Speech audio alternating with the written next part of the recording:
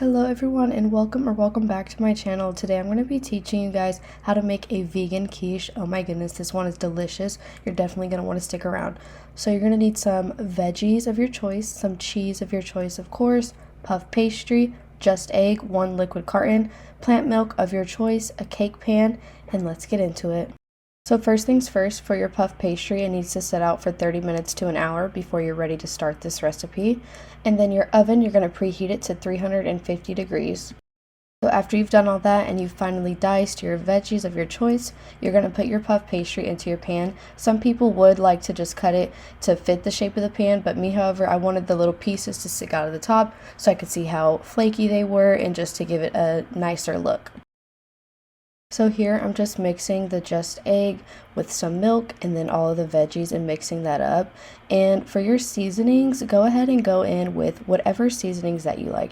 You don't even have to do seasonings because the just egg does already have salt in it and the veggies will give it flavor, but me, of course, I wanted some extra seasoning.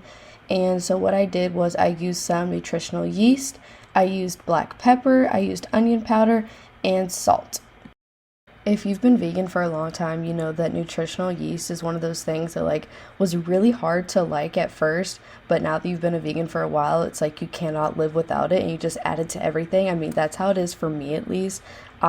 Whatever I make, if it's soup, if it's this, no matter what it is, trust and believe that I am adding a ton of nutritional yeast to it. The flavor, everything about it is just so amazing. The cheesiness that it gives to everything, just perfect. Nothing can beat it. So we're just going to go ahead and pour this straight on top of the puff pastry. You don't have to do anything to it before you add your egg to it.